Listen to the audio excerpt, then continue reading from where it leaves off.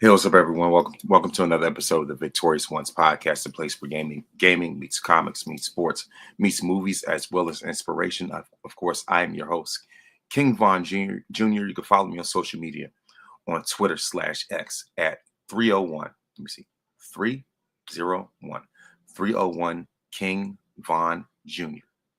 Of course, as you can see on the bottom of the screen, 301 King Von Jr. You can follow me excuse me. You can also follow the show's Twitter/X X page, whatever, um, at Victory Pod One. I'm also on Instagram at Mr. King Von Jr. You can follow the show's Instagram page at Victorious Ones Podcast. I'm also the social media producer for the unpopular review wrestling show Perfect Plex Talk Radio, hosted by a friend of the program, Mike Knox, on Mondays at 6 p.m. And thank you very much for for those that are that they're tuning in live by way of, let's see what this view count is looking like, by way of Twitter and Facebook. And of course, for those that are watching by way of YouTube, of course, youtube.com/ at Von Resper Jr. So without further ado, there's definitely a lot that needs to be discussed right now when it comes to the world of sports and entertainment and all the above. You know what I mean? Like, of course, there was this past weekend, especially when it comes to the world of football. As you all know, this podcast covers not only wrestling, but as well as other sports such as football, basketball. You know what I mean? As far as that's concerned, and also, like I said, also talk about video games. And this is definitely going to be a big episode about that as well. As all these things tie in anyway, and so of course, we're going to talk about the conference championships for the NFL. I'm going to talk about the groundbreaking news, especially when it comes to WWE 2K25, as we've officially gotten gameplay footage.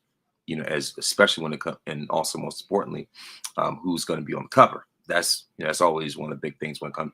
Anytime a 2K comes out, everybody's curious about number one, who's going to be on the cover. With the, what Universal, who's going to be in the cover, the graphics, gameplay, you know what I mean, showcase, universe mode, my GM, all those things, my rise. That's the type of stuff that people always, that's always into anticipating, and so, especially with the success of last year's WWE 2K24. I'm still playing that to this day, and I'm gonna, get as much juice out of that as I possibly can, especially when it comes to getting close to, Road to WrestleMania. I'm a, for the record, side note, I'm definitely a completionist, and I'm looking to complete this, complete this universe mode for WrestleMania. You know what I mean? Especially with Vegas being around the corner. Hello, come on, somebody. But yeah, so that's if anything, that's what it is. And so, but yeah, like I said, we're going to talk about who's going to be on the cover with the special editions and things like that. Also especially like Hall of Fame announcement as well. It's a whole lot going on. Of course, like Saturday night's main event just took place as well. So I'm going to go into that also, and I do not want to be long-winded at all whatsoever. But anyway, like I said, of course, without further ado, I'm going to go into, like when it comes to the week of the NFL. Let's see. No. All right now.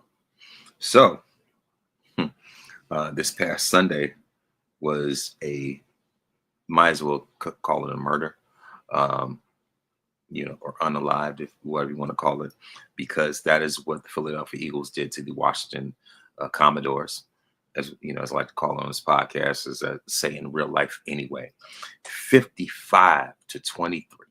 Now, my team had no dog in the fight at all whatsoever. I know that we are in rebuild mode. It feels more like, feel more like we're taking a Michael Jackson moonwalk than, like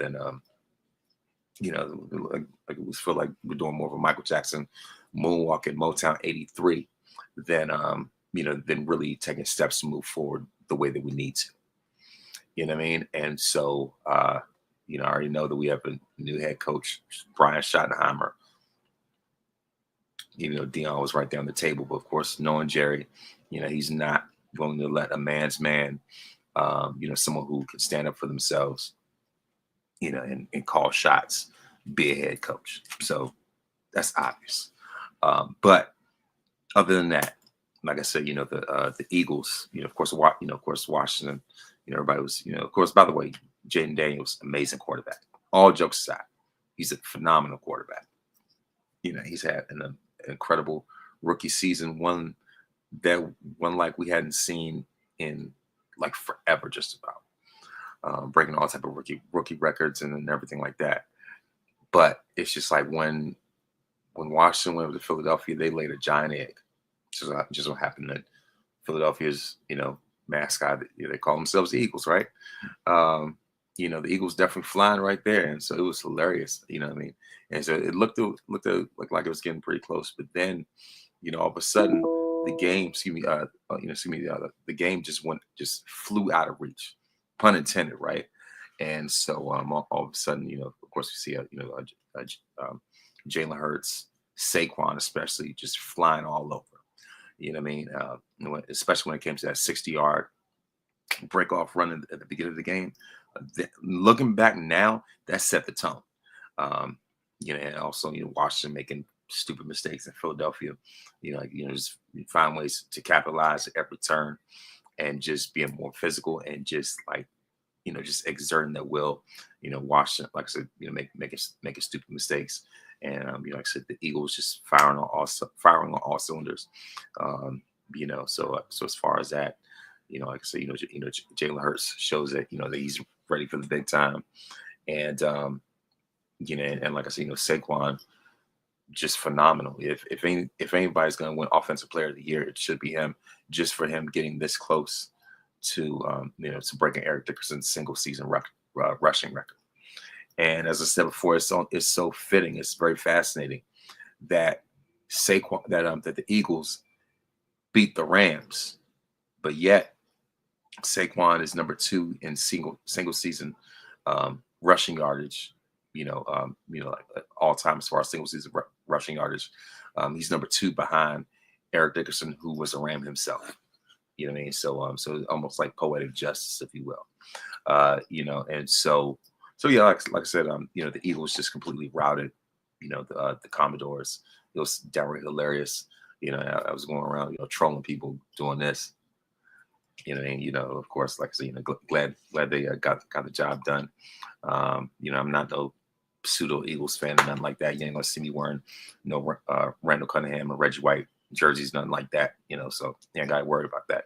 I'm just glad, you know, they just knocked out an op. You know, by the way, you know, I'm glad that the viewer count is going up right now. Pretty cool, I guess, because I'm talking about that. But also, you know, but the thing is I encourage people to, you know, to keep an eye on your Washington, you know, Commodore friends out there, and make sure that they're not close to a window. You know, make sure that that they're not close to, you know, not close to any like sharp objects, or, you know, as long as they ain't, you know, got no license to carry, nothing like that. You know what I mean? So you know, make sure that you do a wellness check on them, so that, you know, let them know it's not the end of the world. Mad Dog Kelly, hey, what's up? What's up, Mad Dog? You know, by the way, you know, thanks for chiming in. Yeah. So anyway, like I said, you know, like I said, it was, you know, it was downright hilarious. I mean, that score almost like that game almost like it could have been a skit on like Saturday Night Live. You know what I mean? So, by the way, thanks for the follow too, Mad Dog. I appreciate that. But yeah, and also, you know, in the AFC Championship game, we have the Kansas City Chiefs returning to the Super Bowl. You know, what else is new? By defeating the Buffalo Bills 32-29. At least that was a far more competitive game than what we, you know, than we were previously seen. You know, like earlier that Sunday. But yeah, you know, it's just like Josh Allen can't get over the hump. He can't get over the hurdle. It feels like he's like the James Harden of the NFL or whatever. You know what I mean? James Harden, Charles Barkley, Patrick Ewing. Well, Dak's more like Patrick Ewing, but that's, you know, besides the point. But yeah, that's what he's looking like right now. You know what I mean? It's just like, you know, it's now he's getting to the point where you looking at him like, He's one of those guys. Maybe he was just born in the wrong decade, born in the wrong era, because just constantly another notch on Pat Mahomes' belt. So the Chiefs will be returning to the Super Bowl in New Orleans for a rematch against the Philadelphia Eagles. Will the Chiefs make history and have become the very first NFL team to three-peat? Or will the Philadelphia Eagles finish the story and get their revenge on the Chiefs, much like how Cody in Philadelphia, by the way, no less. It's funny how that ties in. The same way that Cody finished the story last year at WrestleMania by defeating a chief, the tribal chief, the original tribal chief, Roman Reigns, at WrestleMania 40. So Pat Mahomes is the tribal chief of the NFL right now. So, will that happen with the rematch? Who knows? So of course, Super Bowl 59 is going to be in New Orleans with Kendrick Lamar, as a halftime artist featuring SZA. You know what I mean? So that's officially been confirmed. So so SZA's going to be, going to be performing with him side by side at the Super Bowl. So of course that's it when it comes to your NFL news. So there you go. You know what I mean? That's your NFL news. So now it is time to get into the week in wrestling. And so without further ado, you know what I mean? So let me go ahead and go into this right now. I'm going to talk about, good old Friday night smack it down. All right now. 17 viewers. Oh my gosh. Thank you very much. Well, 18, including those on Facebook. Thank you very much for watching. You know what I mean? And because you already know that this is going to be, a pretty big one, episode right here. You know what I mean? So of course I'm not going to waste your time. I'm not going to be long-winded once again. So I'm going to run through these results. So of course here's a look of WWE's Friday Night SmackDown. Some featured matches: the LA Knight versus Tama Tonga, and the Motor City Machine Guns versus Pretty Deadly.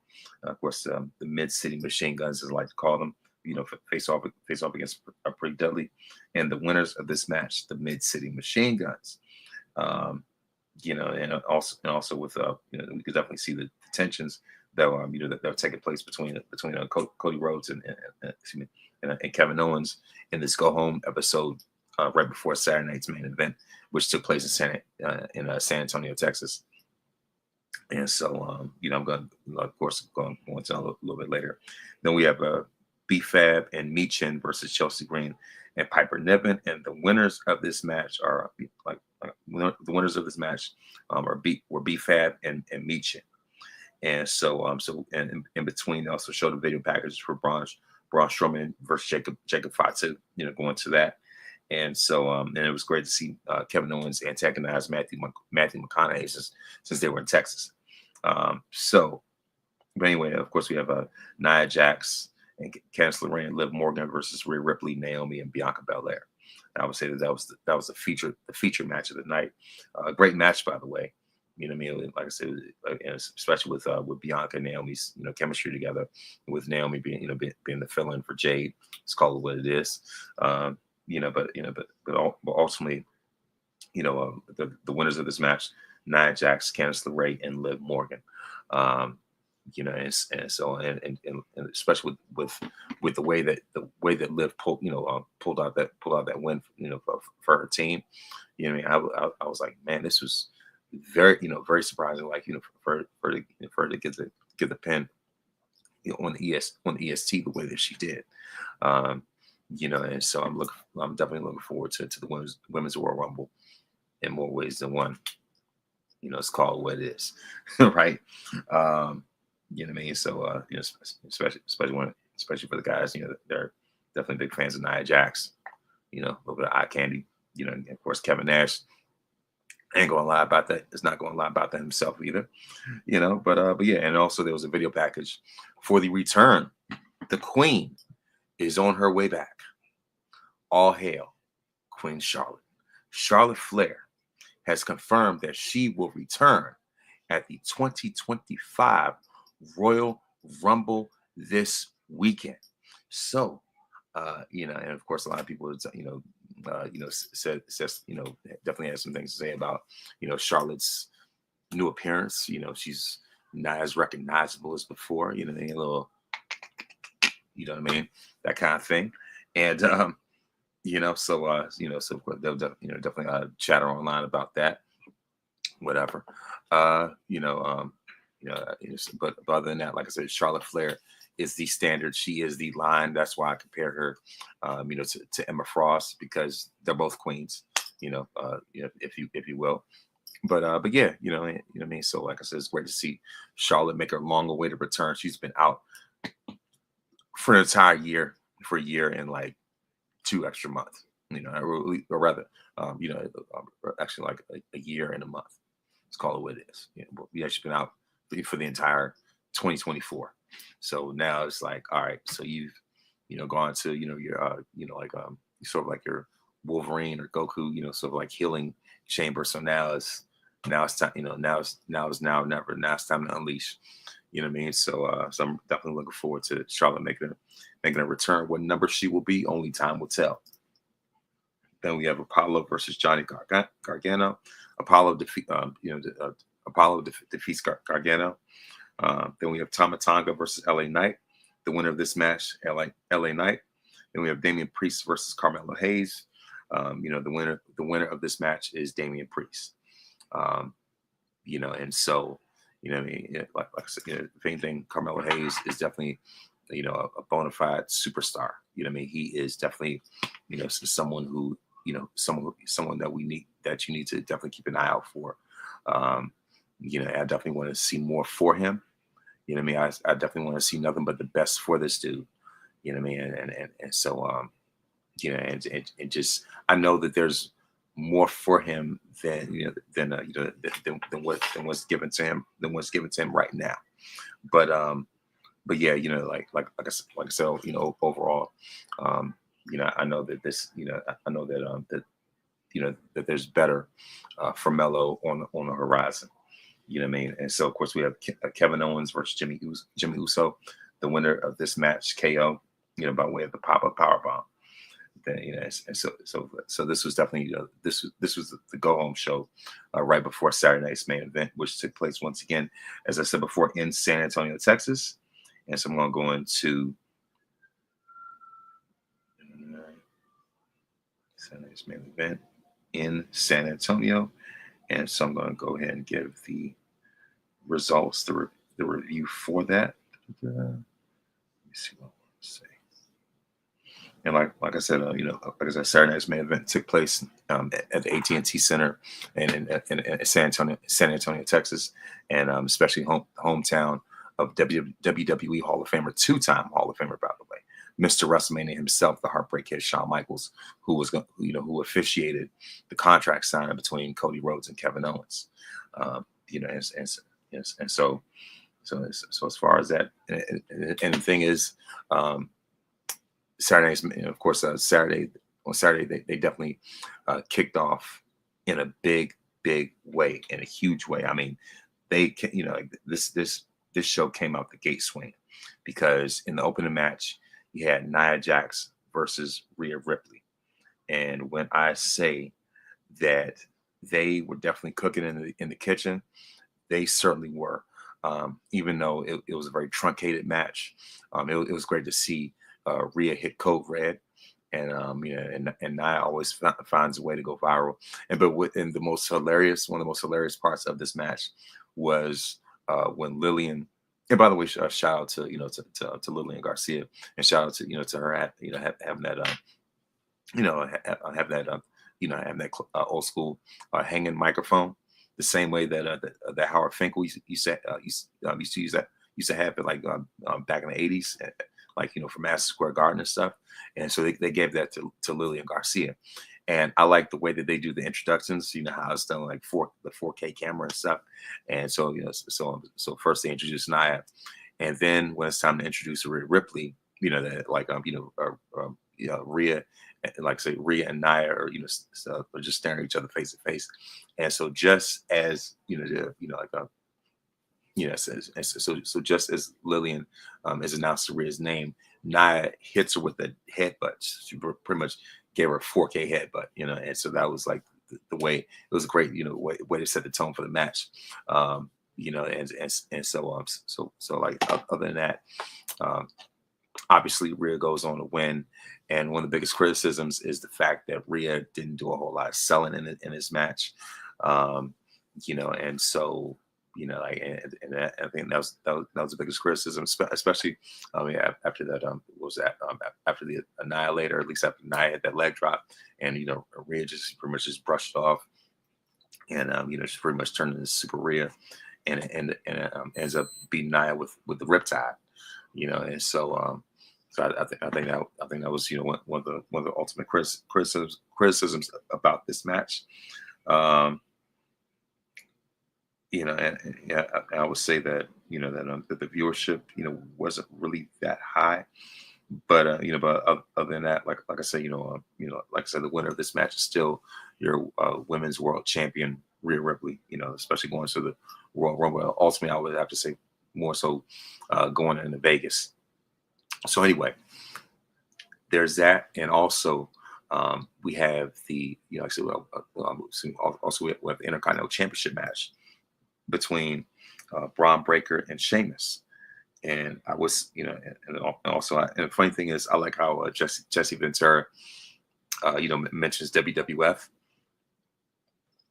even though he knows, like everybody else has become WWE, but because he's still stuck in like 1986, 1985, 86, he still, acknowledges it as WWF. That's part of that. That's still pretty much like, still pretty much in the back of his brain to still call it that. Sorry about that. My bad. So I ain't got to apologize for that. But anyway, yeah. And I like how he was taking jabs at at the Steiner man thing, and Scott Steiner actually clapped back at him on Twitter. He was saying that military training ain't gonna stop you from from whooping your. I was well then but like I said, it was like it was a pretty good match, and especially with that spear that that Braun had unleashed on Sheamus like at ringside. I said, man, this dude flies like a torpedo. I mean, it is insane with the type of athleticism that Braun Breaker has. I know it's definitely, it'll be great to see Sheamus win a championship that he had never had before, the IC title. For guys decorated as Sheamus is, that's the one belt that eludes him, just like is with John Cena. But yeah, but at least in this case, not this time, not tonight, sir, not tonight. And so yeah, like I said, Braun Breaker said, not on my watch at all. But ultimately, Saturday's main event drew over 1.4 million viewers on NBC. So let me see. What are the results? Let me go in here right now. And ultimately, it was only 5 matches anyway. So yeah, like I said, we have Rhea Ripley retained against Nia Jax. Braun Breaker retains against Sheamus, and Jacob Fatu just annihilated Braun Strowman. I mean, he humbled Braun Strowman, and you could tell that Braun just ain't got no. I mean, Braun Strowman, this dude ain't got no more. With the way that he was, doing that Braun train where where he's like running around the ring, and just like runs at full speed and like just it just runs full speed and just goes off on somebody and just like just rams into them. As far as that, he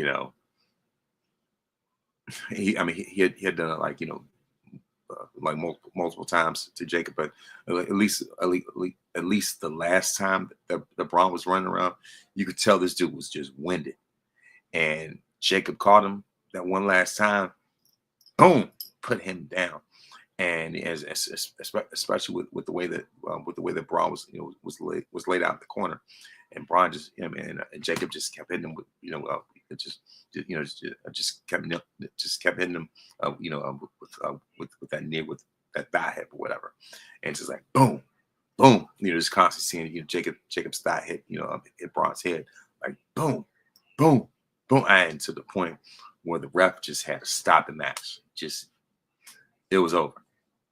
He was laid out. You know, Braun is washed. Braun Breaker. I mean, is that? Excuse me, Braun Strowman. Excuse me, Braun Strowman. Forgive me. Braun Strowman is washed. Braun Breaker is amazing, by the way, but Braun Strowman is done. He I mean, unless he's there to, I guess for the sake of elevating, new talent. He's in the veteran phase, if you will, or whatever. Um, but it's just like how much more of Braun Strowman do we need to see? The get these hands, Braun Strowman, that dude's gone. That dude's gone. And uh, Jacob Fatu just put him out of his misery. It's supposed to be the battle of the kaijus. Not in this case. Jacob humbled this dude. I mean, literally brought him to his knees. Oh my goodness, like Jacob Fatu is a menace, and especially with those Samoan Werewolf, t-shirts. I mean, this dude is, who can I compare him to as far as comics? This is probably, I want to say Sabretooth for real, because like how ferocious this guy is.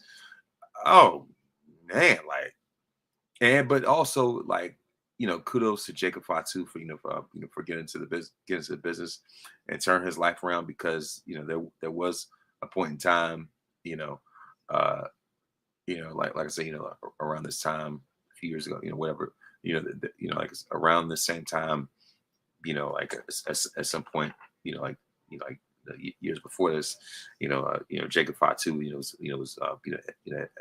been going to jail several times for armed robbery, and so so now, to see this guy grow the way that he has, it's remarkable, man. It is absolutely amazing. Like, he has come a very long way, you know what I mean? And so I would say, out of this, and plus they're not even calling themselves the Bloodline anymore, thankfully, especially because if my team got beat by the OGs at War Games, the match that matters the most out of this whole thing, you know what I mean? If we get humbled like that, and then the pseudo chief, if you will, gets beat on the first Raw on Netflix in Los Angeles to the OTC, yeah, nah, you can't go back. You can't go back after that. You really can't.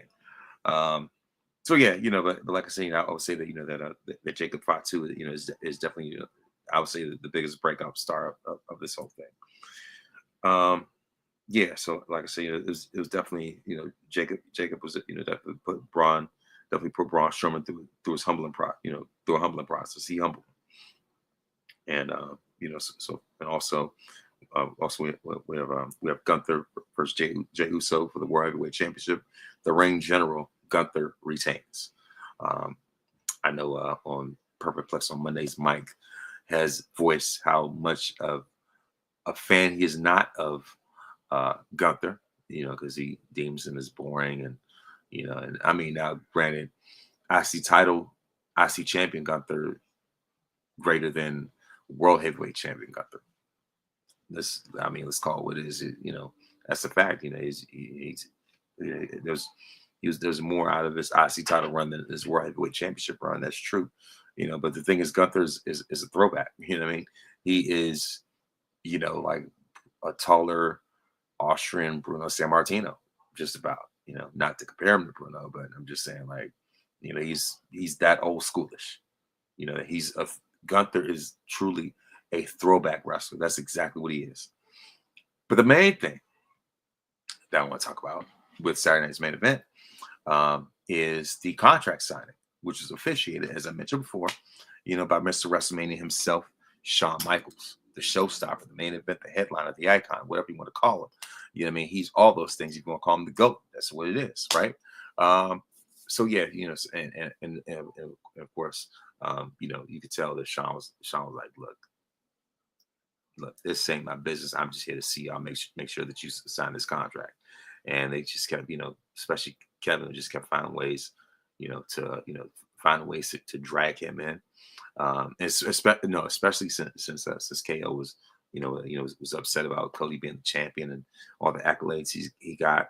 And Sean was like, dude, you sound like just jealous, and that set Kevin off right there. And to the point where he was just, just saying that he brought more honor to the title than Sean, and just insulting HBK and being mad disrespectful, just talking straight reckless to this dude. I'm like, man, Sean is definitely exuding, the fruit of exuding the fruit of self-control. You know what I mean? Talk about fruits of the spirit. That was definitely his self-control for the longest time, because he was restraining. Because I know he had that foot. He had that, had that foot ready. Sean definitely had the foot ready for Hogan. He definitely had a kick. I'm pretty sure with if I was him, I definitely had, Sweet Chin Music with Hogan's name on it. But because Hogan didn't show up, thankfully, hey, the next best thing, KO. And so, you know what I mean? So of course it got to the point where, things just escalated, and KO was about to hit HBK with the pop-up power bomb, and Cody did his own super kick. And so of course Sean definitely, he definitely tuned up the band, he warmed up, and he KO pun intended, knocked out Kevin Owens with the Sweet Chin Music. Your man still got that form. Even on the verge of 60, Shawn Michaels still has the elevation. He still has that, he has that in him. You know what I mean? And it's great to see. It's remarkable, and to see Mr. WrestleMania HBK, still be that dude, still be him, plain and simple. Now if I were to rank Saturday night's main event,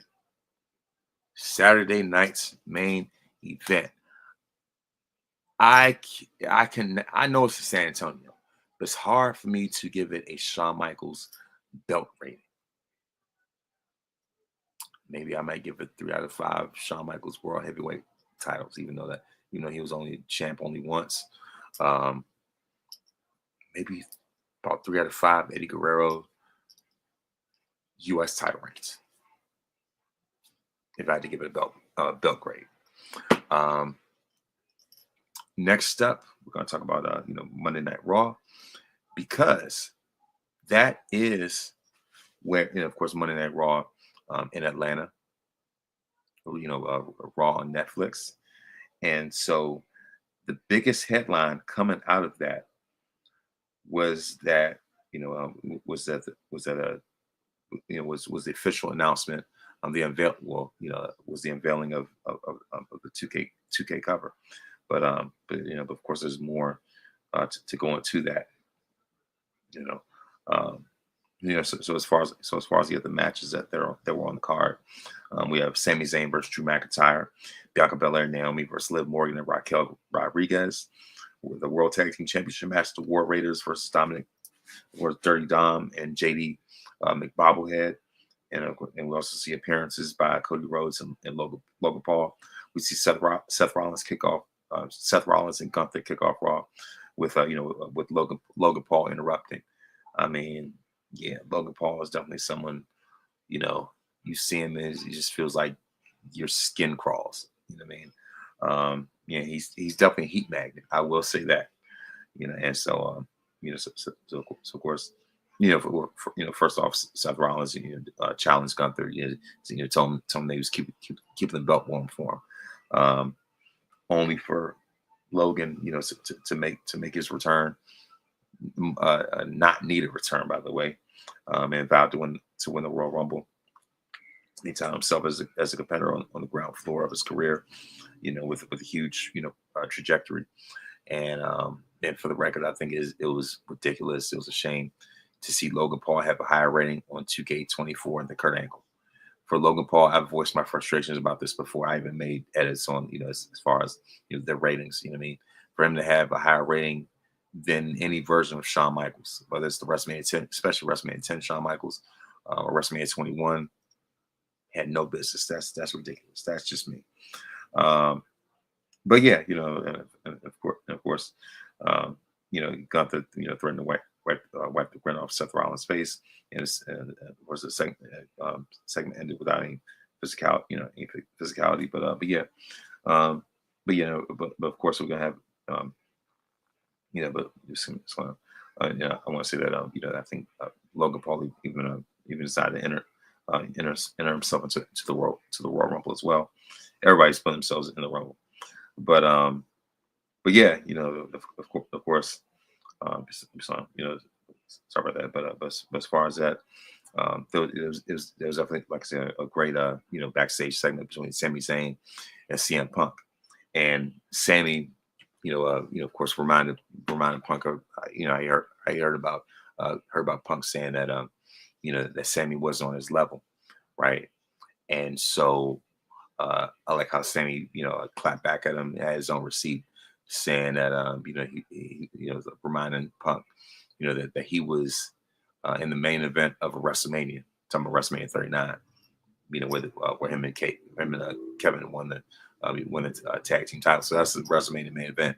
So that was his way of saying, hey, I got one up on you, and that's something that's gonna constantly hang over CM Punk's head. Um, it's just like year after year, no matter how high he goes up, um, there's always going to be somebody that's going to outshine him. When it comes to main event, either that or the fact that because the fact that Punk had been out of WWE for so long, that the opportunities that he could have been in the main event, pretty much passing by. Especially when it came to WrestleMania 39, Punk was in, that that great value company over there, whatever, all EBT wrestling. Meanwhile, Kevin Owens and Sami Zayn were in the WrestleMania main event. So who knows? Night one could have been one of Punk's biggest opportunities, but he's got the Royal Rumble now. So as a chance to redeem himself for that. So nobody would ever have that hanging over his head. Anyway, we have the World Tag Team Championship match with the War Raiders versus Judgment Day. The War Raiders, defeat, and retain the tag team titles as well. And of course, shout out to JD McDonough for the way that he continued that match, even with the injuries that he sustained. And there was even a moment in the match where he even gave somebody a headbutt. Especially I know you've seen all those all those headbutt, those big head jokes about him online. So hey, you might as well embrace it. But yeah, we have Rey Mysterio versus Xavier Woods. And Xavier was talking about how his family was going to be there to support him. Of course, we saw his parents. I want to say that was his sister also at ringside. So he looked like the hometown hero, but but his family, they all ended up having shirts that said "New Day sucks." I was like, man. And the winner of this match, obviously, Rey Mysterio. And so they all had New Day sucks shirts. I thought that was funny. But yeah, New Day can't catch a break for nothing. They're heels even in their own family. Then we have the EST and the Glow, Naomi versus Liv Morgan and Raquel Rodriguez.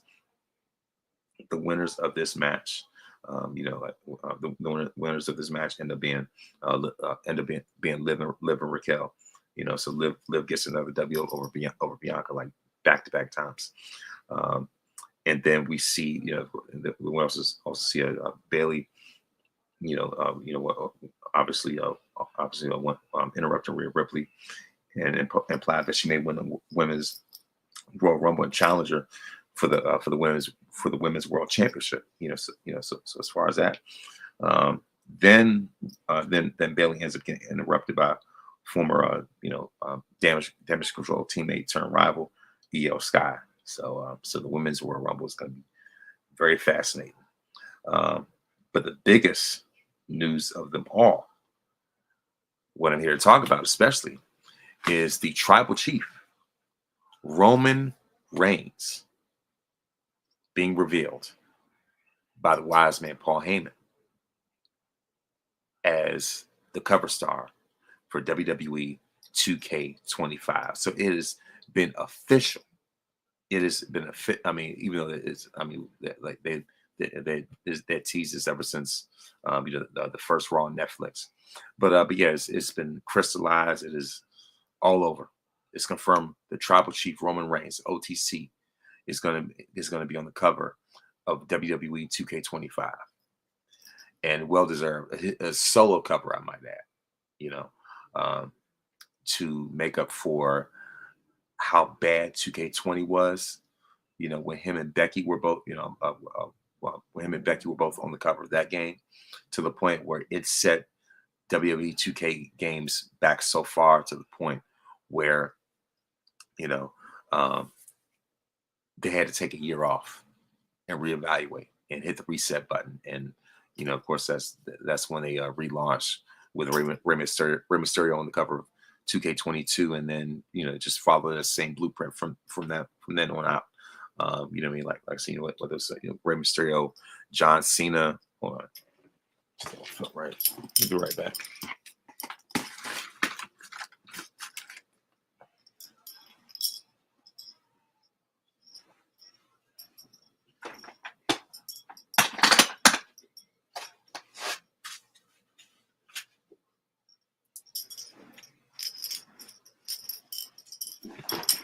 So yeah, make myself feel official.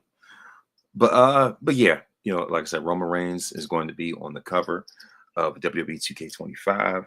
And the thing is, I've been collecting these 2K, the latest 2K games ever since they relaunched with 2K22. Great game with Rey Mysterio on the front. 2K23, you got John Cena on the cover with it was the Beat Cena showcase. We had to use all his opponents that beaten him before.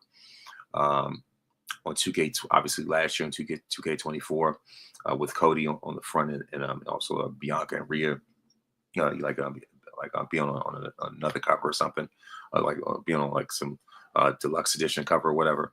With them sharing their own cover. So it's like three separate covers or whatever. So you had Cody for the standard, and then for the deluxe edition, you had Bianca and Rhea.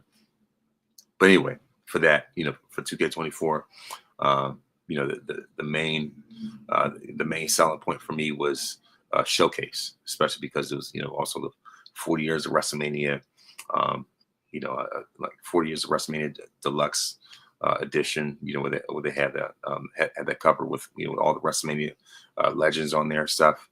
You know what I mean? And so as far as that was definitely a selling point for me. And by far that was my favorite showcase. I would say probably like ever on 2K24, just because I'm a huge fan of WrestleMania anyway. But yeah, so now for the next edition of 2K25, WWE 2K25, they are having now it's open world, where the same way the NBA 2K has the park, whereas where it's open world, you could go, go like wherever you want to go, go to any court you want to go to, go to the store and get some nice shoes, jersey, whatever the case is. You know what I mean? Like you go and play 2K yourself or whatever in the game. All those different type of things. Like the park and all that, everything. All those features that they have, like open world for for NBA 2K. They're doing that for WWE 2K. Excuse me. Let me slow down. They're doing the same thing for WWE 2K with 2K25, and of course they're also going to have a Bloodline edition. And so the Bloodline edition has its own exclusive cover with what's got this look like a family tree where it's got Roman as the head, and it has all the other, like the Usos and Solo and all them, even Heyman, like on the branches and on the root branches of the tree or whatever.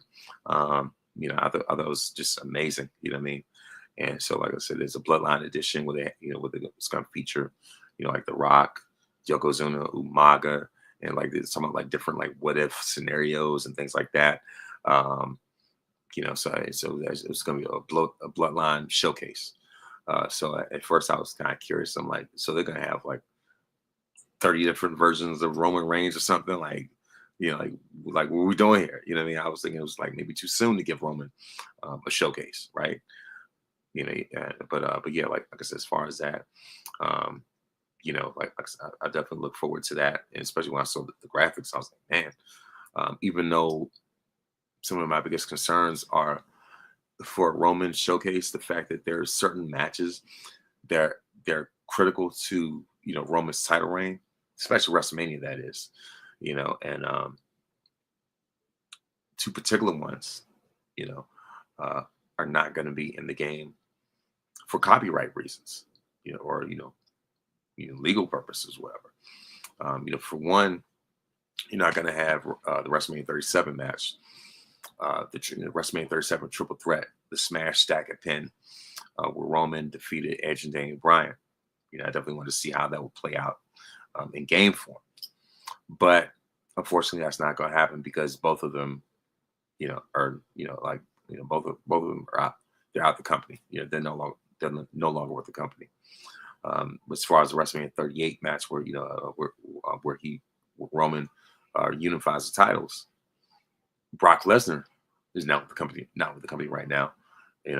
Because of the whole Vince investigation with his name, being tied up in a bunch of mess. You know what I mean? And so, unfortunately, he's out. So that, and also he came to do the SummerSlam last man standing match. So those are some of the more crucial matches I wish that were in the game, but they'll find a way to make this more interesting and really like I said, get the most out of this. So, like pretty much squeeze the most juice out of this orange, if you will. Next, and that, and also they're gonna have like intergender matches, something that's never been done before on games. And there's also going to be an Undertaker was a Dead Man edition, and so I know the last time there was like something exclusive with Undertaker on WWE 2K. They had like three different three different attires for the Undertaker. You know what I mean? So like they had the like the Undertaker with the Phantom of the Opera mask. The like purple gloves Undertaker. You had Ministry of Darkness Undertaker, and then you also had I would say this was 2K23, I believe it was, because I know 2K I think it might be 2K22, I believe it was, or whatever, whichever one of those. But because I know one of those deluxe editions that had the NWO on it, but there was another one that had something to do with the Undertaker. So like I say, had the Phantom of the Opera mask Undertaker. You had Ministry of Darkness Undertaker. You also had Biker Undertaker. So those different versions. With that being said, I think one of the biggest concerns is are they going to have are they going to take up roster space with a bunch of different versions of Taker? Because it's confirmed there's going to be 300 wrestlers on this roster. So hopefully it's not going to be like 75 Undertakers and 75 Roman Reigns. Together that'd be half the roster right there. As long as they don't have a whole bunch of useless, unnecessary, unnecessary costumes or versions of somebody that takes up roster space. You know what I mean? So, like I said, with 300, that's going to be deep. I wonder, what legends are going to be on there. You know what I mean? Going to be very fascinating, very intriguing. And also, and of course, the last match of the night, Sami Zayn versus Drew McIntyre. The winner of this match, Drew McIntyre. So that concludes Monday Night Raw. And now it is time to go into NXT. I mean, when I say NXT was on fire in the ATL, it definitely was. NXT has not been missing a beat ever since Shawn Michaels has been taking over. Like his vision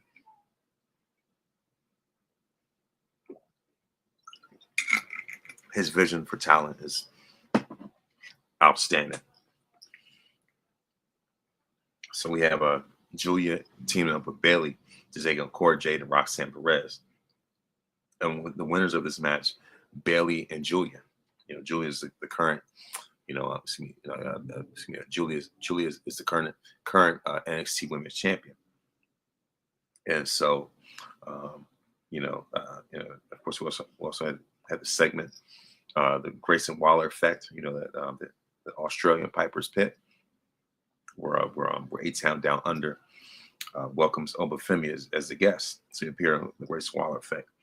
But the show also had the usual array of in-ring action. But yeah, like I said, as far as that, at first they were talking about how Obafemi's success on NXT, how he's just been he's the longest reigning North American champion, and just talking about his accolades and everything like that. And to the point where they're even cheering for Austin Theory. It's probably the only place I know of that would give that dude any type of ovation like that. You know what I mean? And so of course, at first they speak highly of him, but then they talk about how how they themselves have gone up to the main roster and been in WrestleMania, been tag team champions, and and everything like that. I guess telling Oba had not been for WWE, be somewhere doing indie shows and stuff like that, just berating them, just being mad, disrespectful, just talking completely reckless, for no reason, whatever. But yeah, and it's funny how Austin Theory is one to talk about somebody's potential, but yet ever since he beat John Cena, beat Edge and Bobby Lashley, his career hasn't been, those wins haven't been doing his career any favors. If anything, it's pushing backwards to the point where he's relegated to being in some goofy internet influencer tag team, some weird internet influencer, internet influencer tag team with old Kangaroo Face, as tag team partner. I'm like, really? Yes. And so but of course, like I see, of course, Oba had to remind them of how great he is. And so, and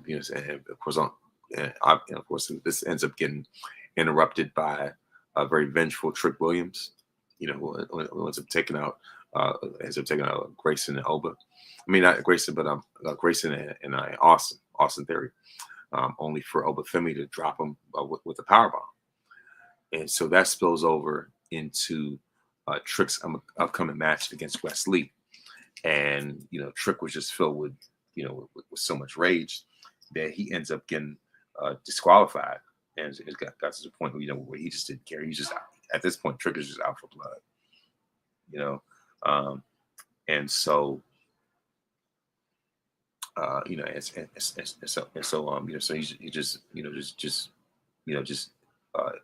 erupts like a volcano in front of Ava. Only for Ava to say that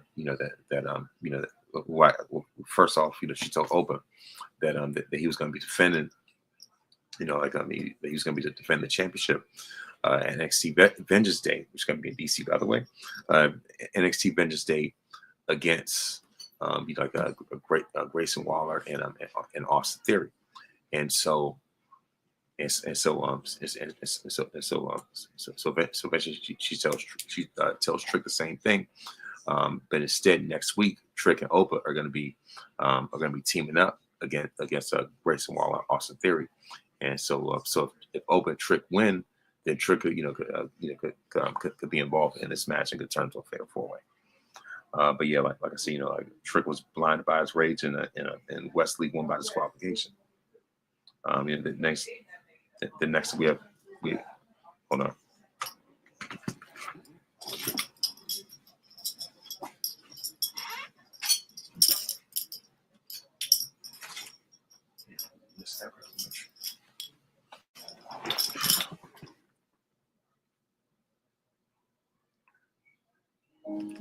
So yeah,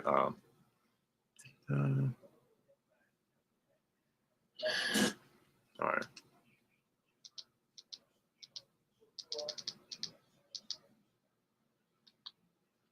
But yeah, like I said, of course, next up we have Fallon Henley versus Shotzi for the NXT Women's North American Championship, and the winner and still champion is Fallon Henley. Then we have Ethan Page versus Cedric Alexander, and the winner of this match is Ethan Page. And in the main event, we have Bianca Belair and Naomi versus Jakara Jackson and Lash Legend. This has been a match that I've absolutely been waiting for. You want to talk about black excellence, black women excellence. You know what I mean? Yeah, I mean, like I said, like I said, great in-ring skill and beauty on both sides. You know what I mean? I mean that, like I said, I mean, yeah, that was definitely a match worth watching for many reasons. um, and it was great to see. Like I said, they both both teams coordinate very well, especially when it came to Metaphor and how they both handled Purple. And there was somebody online I just saw, compare Lash and Jakar to Starfire and Blackfire from Teen Titans, which is, I would say that's what the costumes were inspired by.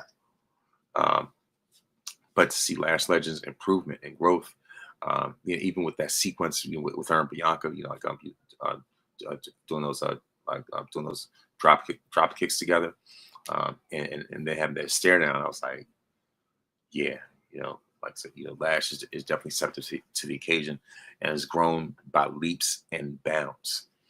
You know what I mean? She's far from who she was, like far from who she was in the beginning. I mean, you want to talk about somebody who's definitely going to be up for most improved in my book.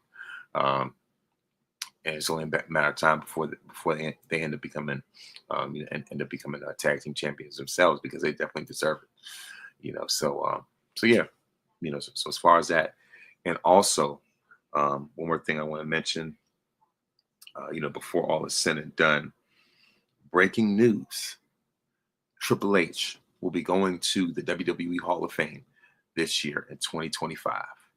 Breaking news: it has been officially announced today that Triple H, will be the first inductee into the WWE Hall of Fame. Um, you know what I mean? So I was like, this is monumental, and people want to give him, I just want to give him a hard time, a joke about how he put himself in the Hall of Fame. Why not? Why not? My thing is, if I'm still alive, and if I'm a former wrestler who's running the company now, I mean, even though Triple H has once said that he doesn't care for attention, but come on now. I know if it was up to me, if and I end up retiring once and for all, and and become and run a corporate, you better believe if I had that type of career, I would definitely put myself in the Hall of Fame. Why not? As long as I'm still alive and can smell the flowers and smell the roses, you know what I mean? Why not go for it? You know what I mean? So hey, congratulations, congratulations to him. So yeah, like I said, it's like if anybody has a problem with it, too bad. I mean, because eventually he was going to go in anyway. That's like I say, especially just so happens, that it so happens that now, now that he's running things, with WWE. I mean, shoot, what I mean? Like, if anything, hey, look, just go for it, man. More power to you, more power to you to do that. So, uh, as far as birthdays, um, like I said, on January 27th, Pastor Marvin Sapp turned 58. On January, yeah, like I said, on January 28th, J Cole turned 40. Rakim turned 57. On January 29th, Oprah Winfrey Oprah Winfrey turns 71. On January the 30th. Let me see. All right now. Yeah, so like I said, like I said, on January 29th, like I said, on January 29th, Oprah Winfrey turned 71. On January 31st, Donnie Simpson turned 71. Becky Lynch turns 38. Get this out of the way. Yeah, like I said, hold on. I'm going through the birthdays right now. Like, usually I could just be right on it. But yeah, like I said, of course, like I said, January 31st, Becky Lynch turns 38. Donnie Simpson turns 71. Jayla Rose turns 52. February 1st, Garrett Morris, the first Black cast member of Saturday Night Live, turns 88. Rick James will have turned 77 on February 1st. Big Boy from Outkast turns 50. Ronda Rousey turns 38 on February 1st. Harry Styles, Harry Styles, Harry Styles turns 30. Of course, February 1st, Christy Brinkley turns 71. February 2nd, Sean Elliott turns 57. NBA champion Sean Elliott turns 57. On February 3rd, Fran Tarkenton from the Minnesota Vikings turns 85. February 4th, Lawrence Taylor turns 66. February 5th, Roger Staubach turns 82. And of course, on February 5th, Hank Aaron would have turned 91. And that is it when it comes to your birthdays. And before I go, I would like to give a word of wisdom, and that is to of course, God calls us to wear the helmet of salvation, so that we can change, so that the way that we think can be changed, so that our minds can be transformed and renewed, so that we can think the way that God calls us to think, rather than give to wandering, wicked thoughts. Give our mind over to God, so that we can believe, what he says about us. And you're victorious because greater is he that is in you than he that is in the world. When you put God in first place, you don't have to worry about being in last place. And so please make sure to listen to this podcast on iTunes, Spotify, Google Podcasts, or anywhere else that you download podcasts. You can also watch this podcast on YouTube as well. Thank you very much for watching, and thank you very much, for listening as well. And may this day be the very best day of your life.